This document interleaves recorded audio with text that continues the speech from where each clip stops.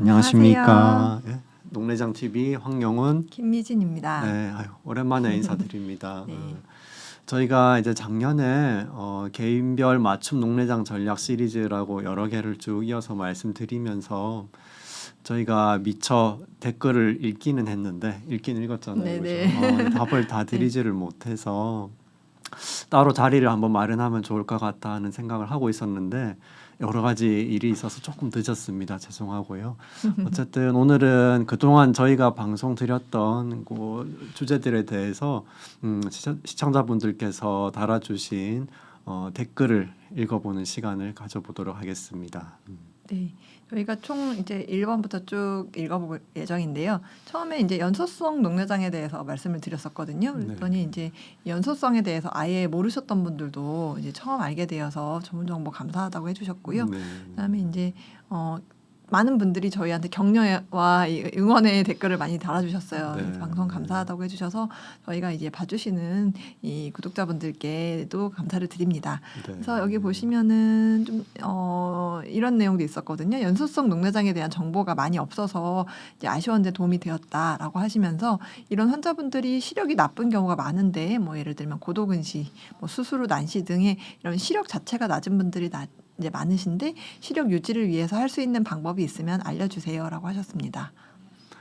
어떻게 해야 되죠? 시력 유지를 위해서. 네. 사실 특별히 더 할 건 없어요. 네. 뭘 한다고 더 좋은 건 없고 그냥 하고 있는 약 잘 쓰시고 진료 잘 보시는 게 사실은 제일 좋은 방법이라서요. 저희가 이제 따로 말씀 안 드리는 거는 뭐 이렇게 감추려고 하는 게 아니라 정말 저희가 알려드리는 것 말고는 대세에는 크게 지장 없어서 그런 거라서요. 고도근시가 있건 난시가 있건 똑같아요. 약 잘 쓰시고 진료 잘 보시는 게 제일 중요해서 지금 하시는 대로 하시면 될 것 같아요. 네, 맞습니다. 그래서 이 시력을 유지하는 방법은 사실 따로 있지는 않고 시력을 교정하는 수술에 대해서도 좀 젊은 환자분들이다 보니까 연소성 농내장 환자분들께서 시력 교정에 대해서 많이 문의를 주시기는 하거든요. 근데 이제 일반 농내장이 다 시력 교정 수술에 금기가 되는 것은 아니지만 이제 연소성 농내장 환자 같은 경우는 아무래도 좀 이 진행이 빠르거나 여러 가지 스테로이드에 이제 반응할 리스크도 있고 그래서 워낙 또 시야 장애가 많이 진행되어 있는 경우도 많기 때문에 그런 분들의 경우는 사실 시력 교정술을 많이 권유드리진 않습니다. 그래서 실제적으로 정상환압 농내장 환자분들 중에서 중심 시야가 괜찮고 하신 분들은 제가 예후가 나쁘지 않겠다 판단되는 경우에 대해서 이제 수술을 해드리기도 했는데 이런 연소성 농내장 환자분들은 한 케이스도 진행한 적이 없거든요. 그래서 이제 조금 시력 교정 부분은 안경이나 렌즈로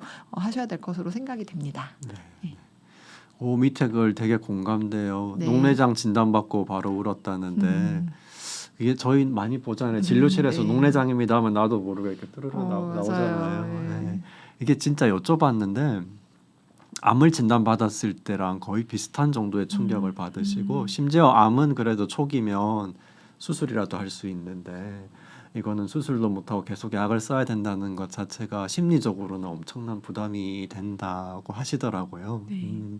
저희도 많이 공감은 하는데 네. 다행인 거는 대개는 시간 지나면은 이제 적응을 하시죠. 그래서 나의 상태가 어떤지 받아들이는 것 자체가 되게 중요한 계기가 되는 것 같아요. 처음에는 막연하니까 그래서 더 절망하셨던 건데 이제 점차 검사도 하고 계속 이야기도 듣고 궁금한 거 얘기도 하면서 자기 상태를 알아가면은 뭔가 그런 불안감이 좀 줄어들어서 그래서 저희가 이렇게 방송 드리고 하는 것도 네. 그런 면에서 그런 거죠. 맞아요. 모르면 더 무섭기 때문에 이 네. 막연한 공포심을 이제 내려놓고 내 병을 이제 잘 관리하는 법을 익힐 수 있도록 도움을 드리고 싶습니다. 그래서 밑에 답글 같은 이제 환자분께서 답글 주신 것 같은데 그죠? 네. 이 바바 야가님 되게 훌륭한 답글을 저희 대신 달아주셨어요. 그래서 더 젊으시고 녹내장도 더 심하지만 열심히 잘 하고 있다고 말씀 주셨는데 정말 좋은 글 감사합니다. 저희가 드리는 얘기도 좋지만 같은 뭔가 환우분들끼리 주시는 그런 격려 그런 것들이 또 많은 도움이 되더라고요. 네. 그리고 또 이제 개방각 녹내장 환자이신 분께서 질문을 주셨는데 위 대장 수면 내시경 해도 괜찮은지 이제 그 물어보신 분이 듣기로는 수면 마취약이 안압을 높인다고 들었기 때문에 이제 걱정을 하셨습니다. 예. 어떻게 말씀하세요? 여쭤보시면 개방각 녹내장 환자의 경우에는 사실 대부분의 약을 크게 우려할 부분은 없습니다. 이제 그렇죠. 폐쇄각 녹내장 환자 중에서도 이제 일부의 경우에는 이 약을 썼을 때 눈에 안압이 오르는 경우도 있거든요. 근데 이제 개방각 경우는 뭐 감기약이나 이런 것도 많이 물어보시는데 감기약, 뭐 이 마취약 이런 부분을 사용하시는데 문제가 없기 때문에 이제 내가 어떤 질환인지 모른다고 하면은 치료받는 병원에 이제 이런 시술 전에 문의해 보시면은 답을 들으실 수 있을 거라고 생각이 됩니다. 그래서 수면 마취약이 안압을 모든 환자에서 올리는 것이 아니기 때문에 이제 일부 리스크가 있는 환자에서만 주의하시면 되고요. 그다음에 이제 뭐 감기약 같은 것도 아니면 맞아요. 일부의 이제 뭐 약간 멀미약 뭐 이런 성분들, 일부 성분들이 이제 좀 이 영향을 줄 수 있는데 내가 거기에 해당하는 환자인지에 따라서 지도를 받으시면 되겠습니다. 그래서 제일 중요한 게 개방각인지 폐쇄각인지가 제일 중요하잖아요. 그래서 네. 저희가 계속 말씀드렸던 게 기프트 중에 첫 번째가 녹내장 종류였잖아요. 그래서 만약에 폐쇄각 아니면 전방각이라도 그러니까 개방각이라도 좀 좁은 편이라면은 약을 조심하는 게 좋긴 하죠. 그래서 제일 대표적인 것들이 이제 말씀 주신 것처럼 감기약도 있지만 이제 주로 동공에 영향을 줄 수 있는 정신과 약 같은 것도 있고요. 그다음에 자세도 어느 정도 영향을 줄 수는 있어서 만약에 이제 어떤 시술이나 다른 과에서 예를 들면 엎드려서 수술을 받아야 되는 경우도 있을 수 있어서 엎드린 자세를 취해야 된다면은 폐쇄각이라면 조심해야 될 수도 있기는 해요. 그래서 우선은 나의 녹내장 종류가 뭔지를 파악하고 거기에 맞게 대처하시면 될 것 같아요. 다음 질문이 이거는 엄청난 고수분께서 하신 것 같은데요. 제가 한번 읽어볼게요. 몇 년 전에 몬트리올 대학의 어떤 교수님께서 그 팀에서 이제 인슐린을 사용한 안약으로 녹내장을 유발시켜서 이제 신경 손상을 이제 일부러 만들어 놓고 그 실험실 동물에 인슐린 안약을 사용해서 시신경을 되살렸다 이런 실험을 보셨나 봐요. 그래서 이에 대해서 어떤 이제 의견을 갖고 계신지 질문을 주셨고요. 연장선상으로 22년도에 이제 스탠포드 대학에서 40에서 50명 정도 녹내장 환자를 모아서 인슐린을 사용한 안약으로 호전이 되는지 임상 실험을 하고 있다 알고 계시다고 합니다.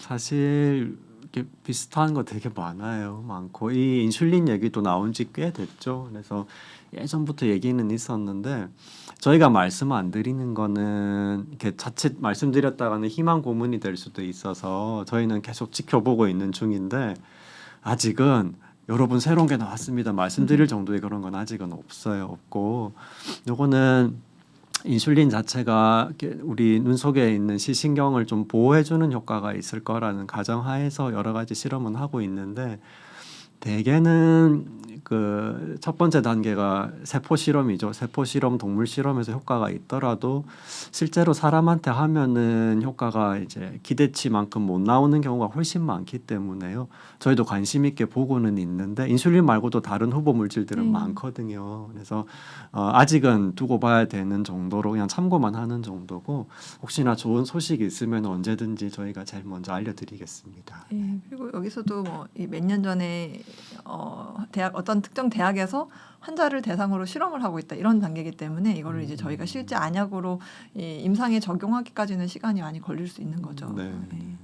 이런 경우에 애매하죠. 그러니까 다음 분 질문 보면은 안압이 오른쪽 왼쪽 24, 20 정도고 그죠? 각막은 좀 두꺼운 정도면은 정상 안압 녹내장일까요? 아니면은 연소상 개방각 녹내장일까요?라고 질문을 하셨는데 연령대도 딱 20대 후반이라고 그죠? 하시니까요. 네. 어떻게 봐야 될까요?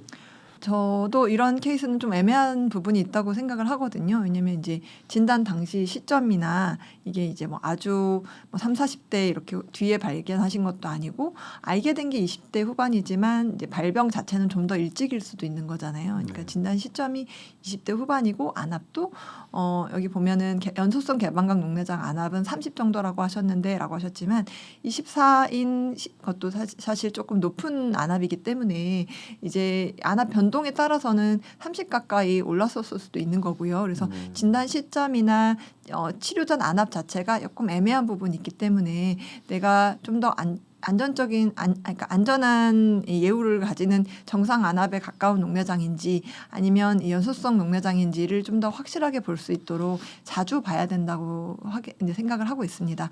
이런 케이스는 조금 더 이제 뭐 한두 달에 한 번씩 안압을 좀 최대한 자주 재볼 수 있으면 좋다고 생각을 하고요.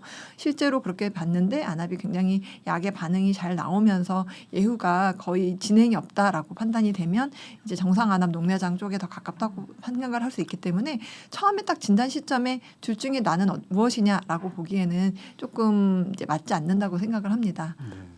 윤상님 어떻게 보시나요? 제가 보기에도 그렇고요. 저는 왠지 연소 개방각 녹내장은 아닐 것 같은 느낌이 더 많이 들거든요. 그래서 일단은 너무 걱정하지 마시고 아마 질문하신 시점이 벌써 몇 달 전이기 때문에 이미 네. 지금은 답이 나왔을 것 같은데 맞아요. 김미진 원장님 말씀하신 것처럼 애매할 때는 자주 검사 많이 하면서 보면은 그래도 어느 맞습니다. 정도 정리가 되는 경우 네. 많으니까 처음에 너무 답을 딱 정하려고 하지 마시고요.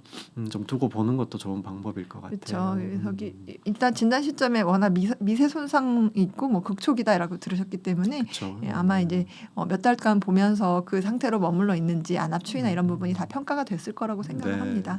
네. 다음 거 제가 읽어볼게요. 너무 네. 절망적인데요.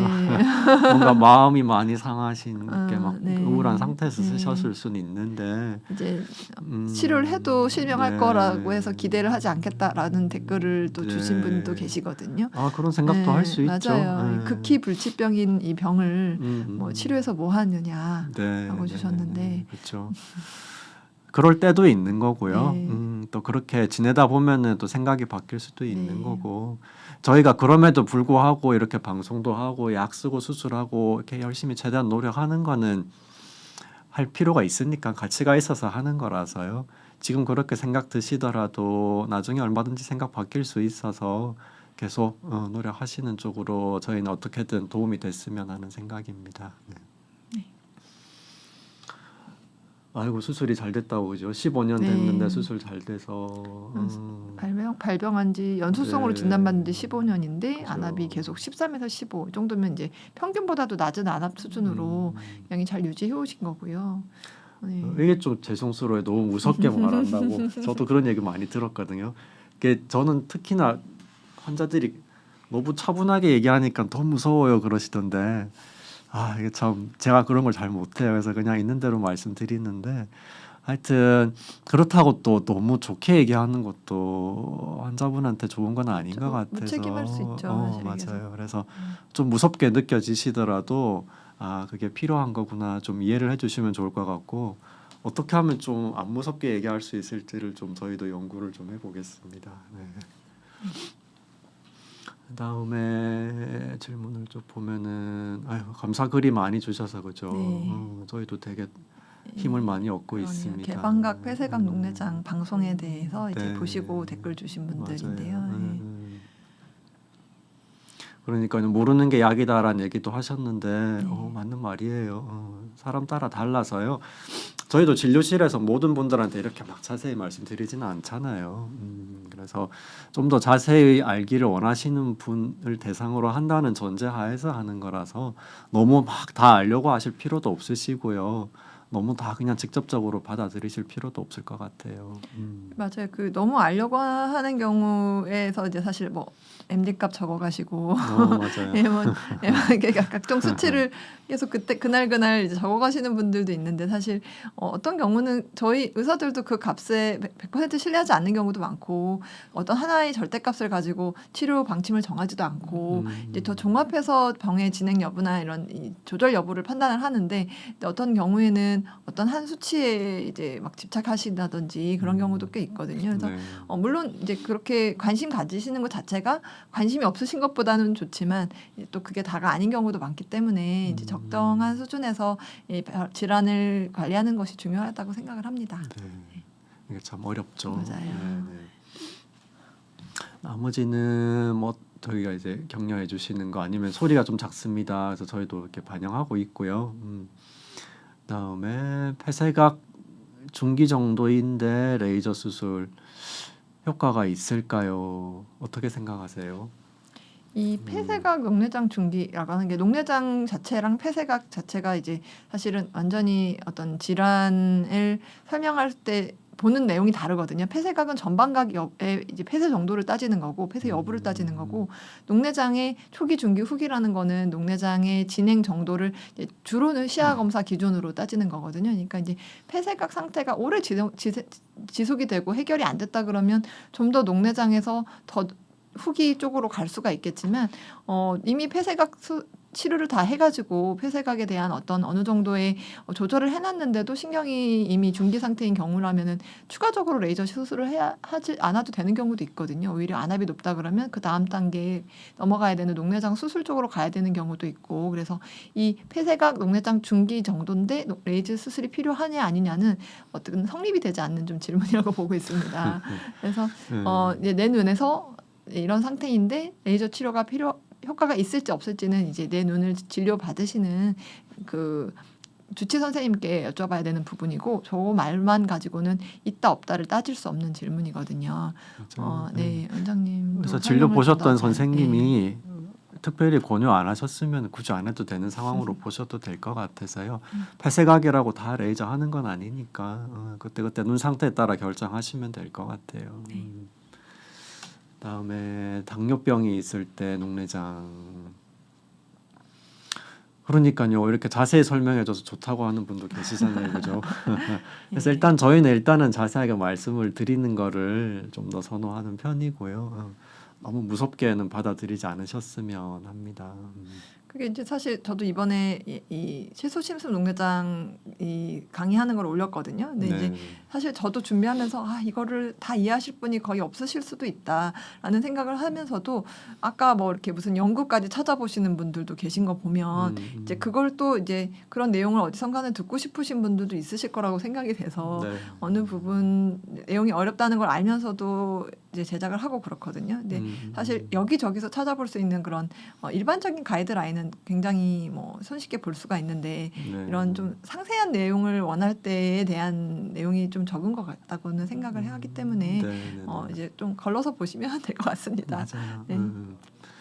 그다음에 거짓비늘 녹내장 제가 이렇게 지나고 돌이켜 보니까 거짓비늘 녹내장 할 때 특히 무섭게 얘기를 많이 한 것 같아서 실감나는 케이스를 보여드려가지고 그래서 이게 다 자기 기준으로 생각하니까 저는 이제 제 경험 바탕으로 해서 그랬던 거고 사실은 잘 지내는 분들이 훨씬 많은데 그렇게 그냥 말씀을 드린 거고 여기도 보면은 질문이 거짓비늘 녹내장인데 안압이 뭐 25 높을 땐 40도 나오는데 어떻게 해야 될까요? 라고 질문 주셨어요. 어떻게 해야 되죠? 일단 거짓비늘 녹내장 이 방송 보신 분들은 아시겠지만 이 거짓비늘 녹내장 자체가 안압 기복이 굉장히 큽니다. 맨날 높은 게 아니고 어떤 때는 또 조절이 되는 것 같고 어떤 때 가면 굉장히 나는 몰랐는데 이렇게 높다니 하는 수치가 이렇게 피크를 찍으면서 나올 때가 있거든요. 그래서 사실 이 안압 변동이 큰 것 자체가 리스크이기 때문에 저는 안압이 보통 25인 것도 사실 정상보다 높은 거거든요. 그래서 조금 수술이나 레이저 치료를 좀 고려해야 되는 상태라고 생각을 합니다. 그래서 안압 자체가 이 수술을 하면 숫자가 뭐 25에서 20 이렇게 되더라도 40씩 오르거나 이런 식의 피크 자체를 낮출 수는 있거든요. 그래서 물론 이제 잘 치료 받고 계시겠지만 그리고 이제 눈 상태가 그렇게 나쁘지 않으니까 안압이 40이 나올 때가 있어도 두고 계신 거겠지만 이런 상태에서 진행이 관찰이 되거나 안압 자체의 기복이 거의 줄지 않는다라고 생각이 되면 약을 늘린다든지 수술 쪽으로 간다든지 그렇게 관리를 해야 된다고 저는 보고 있습니다. 원장님은 적극적으로 해야죠. 그러니까 조절이 잘 안 되면은 그만큼 더 열심히 하는 수밖에 없어요, 사실은. 답글도 다 달아주셨어요. 저희가 할 말을 대신 해주셨어요. 환자분들끼리도 적극적으로 치료하시라고. 맞아요. 네네. 그 밑에 질문은 사실 정상안압 녹내장이 거짓비늘 녹내장으로 변하기도 하는지 여쭤보셨는데, 거짓비늘 녹내장 중에서도 안압이 많이 높지 않은 거짓비늘 녹내장이 있어요. 그래서 두 가지는 완전히 다르다기보다는 어느 정도 발생 기전을 공유할 수 있어서 정상안압 녹내장인 거짓비늘 녹내장도 있을 수 있고 또 한 가지는 거짓비늘 물질이 대개는 젊을 때는 잘 없고 시간 지나면서 발견되거든요. 그래서 원래 정상안압 녹내장이 있던 눈에서 시간이 지나면서 거짓빛들이 보이네 하면은 그날부터 그러니까요. 진단이 네. 달라질 수도 있는 맞아요. 거죠. 저만 해도 몇 년씩 보던 분인데 갑자기 어느 날 이게 이렇게 보이네 할 때가 있거든요. 맞아요. 그동안 네. 뭐 놓쳤다고 보기는 어려운 게 저희는 저런 걸 좀 샅샅이 보기 때문에 맞아요. 분명히 이렇게 몇 년씩 본 분들을 계속 놓치지는 않았을 텐데 어느 순간 이런 거짓 비늘 물질들이 좀 발현이 돼서 눈에 이런 동공연에서 관찰이 된다든지 렌즈 표면에서 이렇게 침착 물질이 보인다든지 하는 경우가 있거든요. 그러니까 이제 내가 정상암 녹내장에서 그런 쪽으로 좀 이렇게 진단 자체가 바뀌는 게 드문 일이 아니다 하는 맞아요. 부분은 좀 보시면 될 것 같습니다. 꼭 이 거짓비늘 녹내장이 아니더라도 녹내장의 종류는 언제든지 바뀔 수 있다는 것도 꼭 항상 생각해 주셨으면 좋을 것 네. 같아요. 그래서 뭐 어떤 병원에서는 정상 안암 녹내장이라고 했는데 맞아요. 여기 오니까 거짓비늘 녹내장이라고 했다. 음. 충분히 가능한 얘기고요. 그다음에 맞아요. 또 반대쪽 눈에도 몇 년 후에 생긴다든지 이런 경우가 있기 때문에 음. 한 눈은 그냥 녹내장, 한 눈은 거짓비늘 녹내장이라고 알고 있었는데 어느 순간 진단이 양안으로 바뀌기도 합니다. 그럴 수 있다. 네. 병 자체가 그런 특징이 있거든요. 그다음에 상세불명 녹내장 진단을 받았습니다. 보통 우리가 어떤 서류를 받아보면은 진단 코드가 나오는데 상세불명 녹내장 찍히는 경우 되게 종종 있거든요. 상세불명은 이제 원인이 없다는 말도 맞기는 맞는데 저희가 보통 진단 코드 넣을 때 임의로 어떤 거를 확실하지 않을 때 그냥 임의로 이걸 넣는 경우도 있어서 보통 이제 그 담당 선생님이 직접 얘기해 주시지 않는 그냥 뭐 처방전에 이런 데 나오는 코드는 대략적인 것만 생각하시면 되지 너무 구체적인 것까지 다 생각하지는 않으셔도 괜찮을 것 같아요. 다음에 근시원시 파트도 뭐 칭찬을 많이 해주셔서 저희가 감사하죠. 요거는 김미진 원장님 잘 아실 것 같은데 사상판 검사도 할 수 있는가? 요즘 사상판이 워낙 핫하니까 네. 궁금해하실 것 같은데요.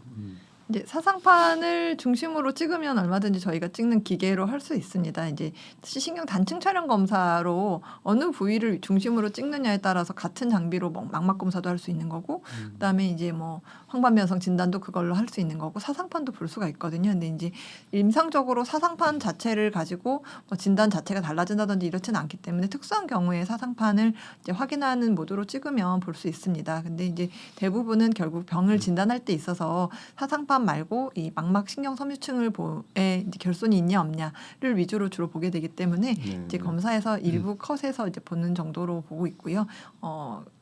가능합니다.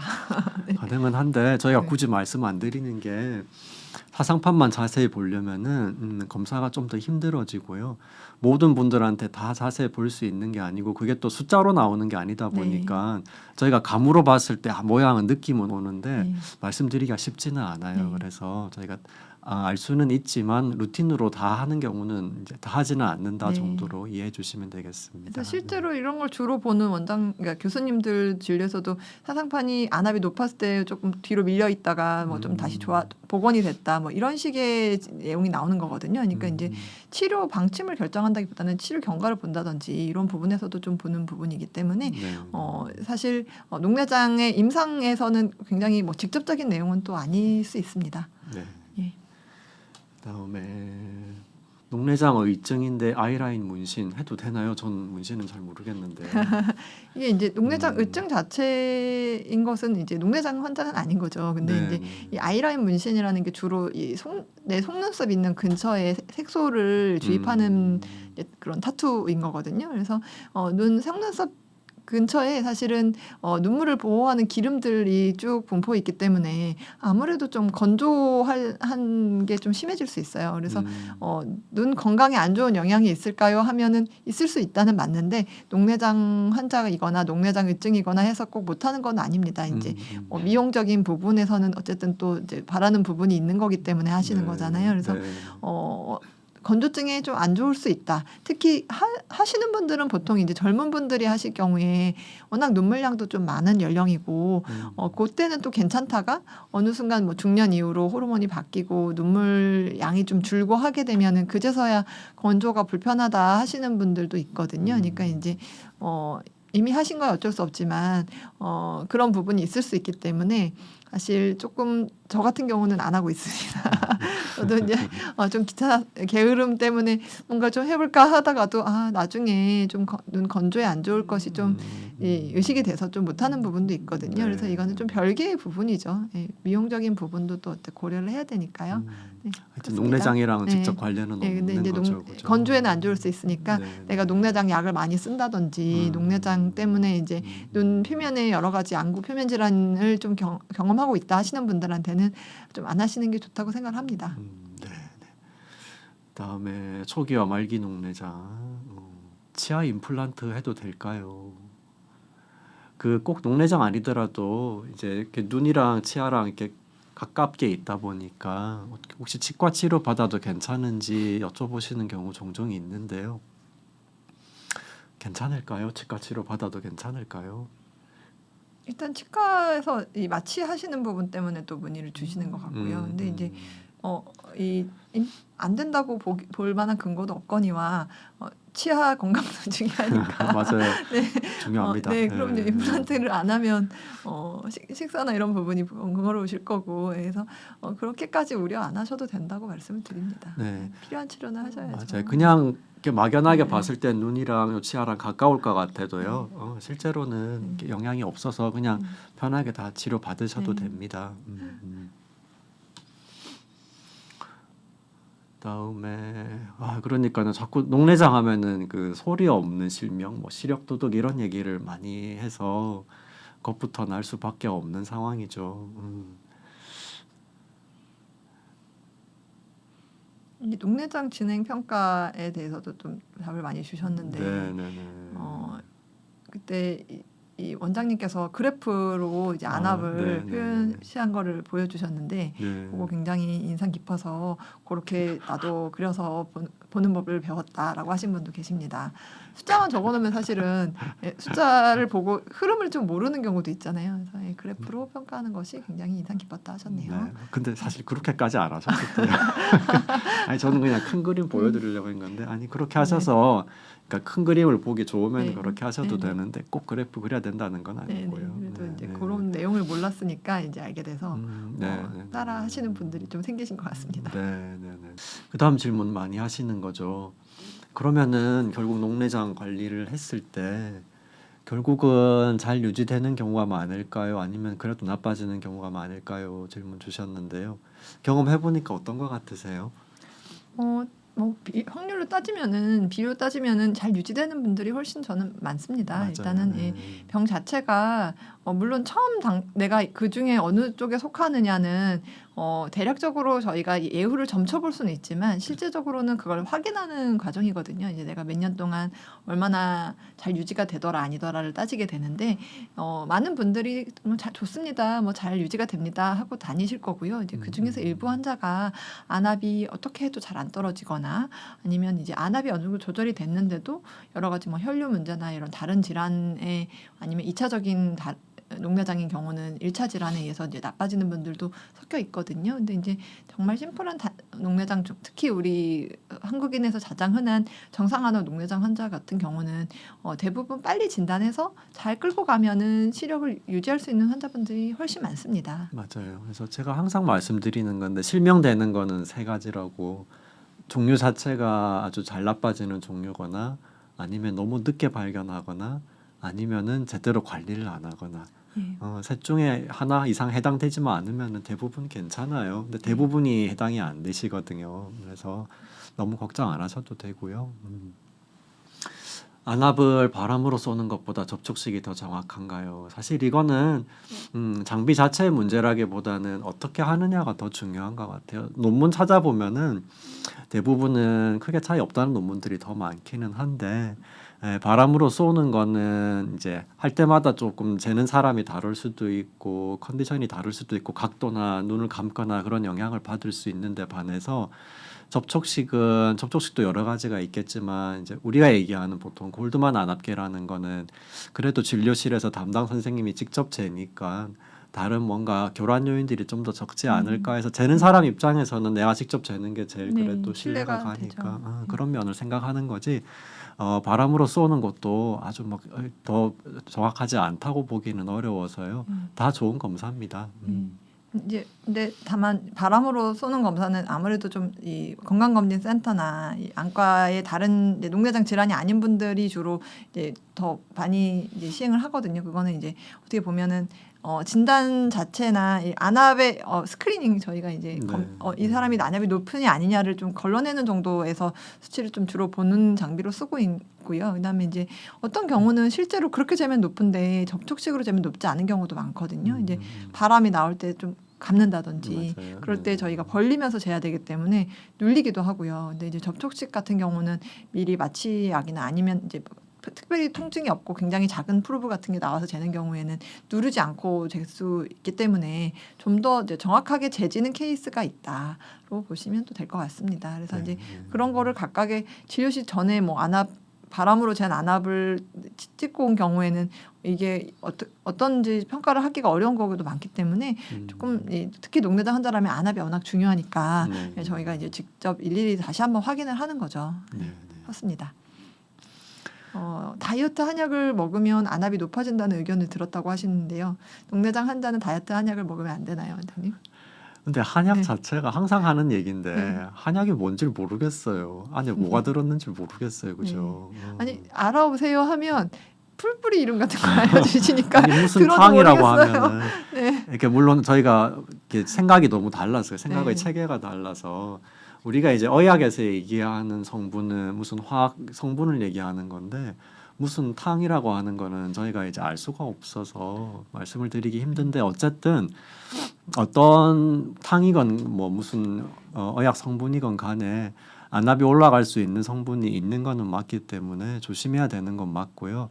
저희 의약품 중에서도 올릴 수 있는 것들이 있죠. 그래서 그런 것들은 항상 이제 조심은 해야 될 것 같습니다. 네, 그래서 뭐 정이 드시고 싶다면 안압을 재가면서 드신다든지 왜냐면 네, 보통 네. 한약을 하루 이틀 먹고 마는 경우가 아니고 네. 뭐 진짜 몇 달씩 드실 수도 있는 거고 보통 몇 주 단위로 드시기 때문에 내가 성분을 모르는 약을 그렇게 오래 먹었을 때 영향을 눈 쪽에서는 증상으로 알기가 거의 어렵거든요. 네, 그러니까 네. 이제 정이 드셔야 된다면 확인을 하고 드시면 좀 더 안전할 수 있고 사실 그러다 보니까 저희는 모르는 거를 해도 된다 안 된다 안내를 하기가 굉장히 어려운 부분이 있습니다. 네, 네, 맞아요. 밑에 보면은 대학생 아들이 대학병원에서 진료를 받는데 약을 이제 추가를 했나 봐요, 그죠?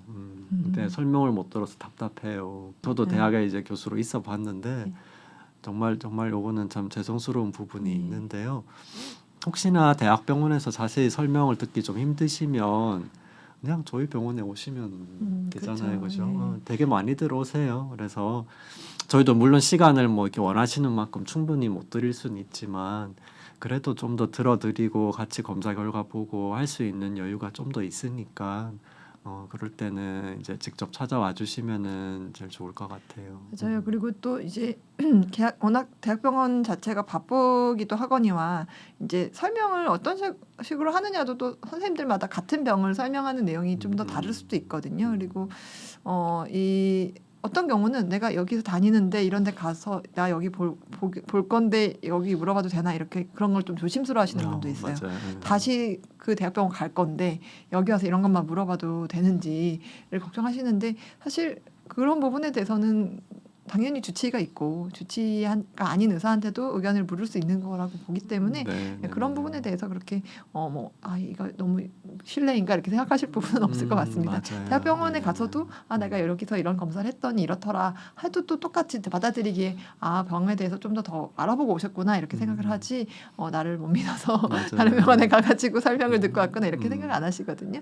그래서 그냥 편하게 보시면 될 것 맞아요. 같습니다. 그리고 어차피 저희들끼리 다 잘 알아요. 그래서 그런 것 가지고 전혀 뭐 그렇게 네, 그럼요. 생각 네. 안 하셔도 되고요.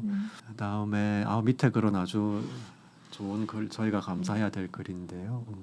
아는 게 없을 때 제일 두려웠는데 알게 돼서 오히려 두려움이 줄었다는 얘기 해주셨습니다.